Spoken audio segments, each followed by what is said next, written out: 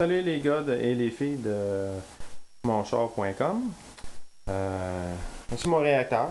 En réalité, j'ai rien à cacher. C'est des plaquettes de stainless. C'est ça que c'est. Et c'est du courant qui traverse au travers. Une batterie. Voltage. Et de l'eau. C'est ça qui est cela.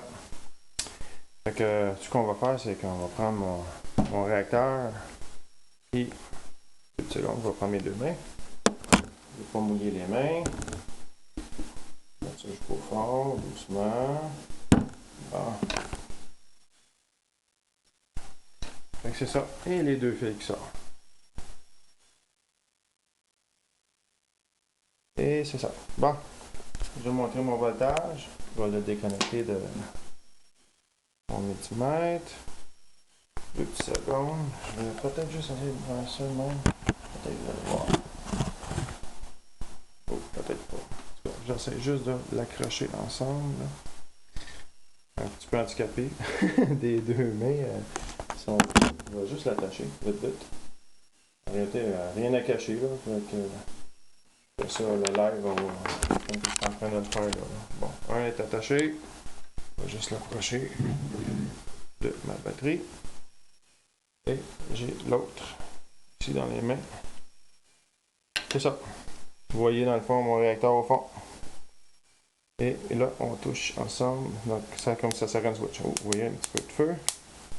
Regarde, regardez. C'est de l'hydrogène. C'est l'hiver. Écoute, montrer un petit peu. Ça pète. Hein? Hey. Cette babelle-là, là, je suis capable de faire produire assez d'hydrogène pour aller sur la Lune. Hein? Peut-être même assez pour faire péter les oreilles à quelqu'un. Donc, si le monde ne croit pas que c'est de l'hydrogène, je me demande c'est quoi. Personnellement,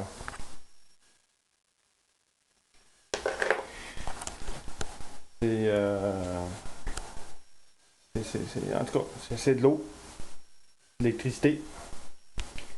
C'est comme ça que ça fonctionne. Mais avant de mettre ça dans une auto, il faut faire très attention. C'est 10 fois plus fort que le gaz normal. Fait qu'il y a des conséquences à ça.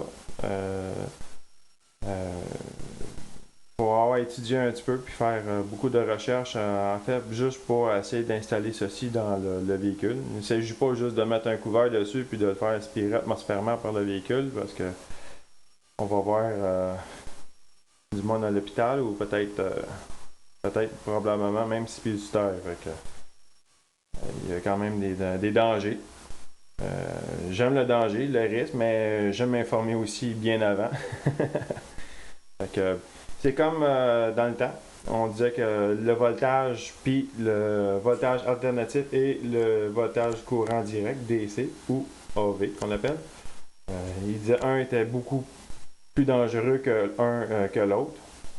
Mais aujourd'hui, on a quand même appris à apprivoiser l'électricité qu'on a quand même dans les maisons. Puis les batteries. Fait que pourquoi pas aujourd'hui utiliser quelque chose de bien simple que ça pour faire rouler nos véhicules sans être obligé de polluer la terre.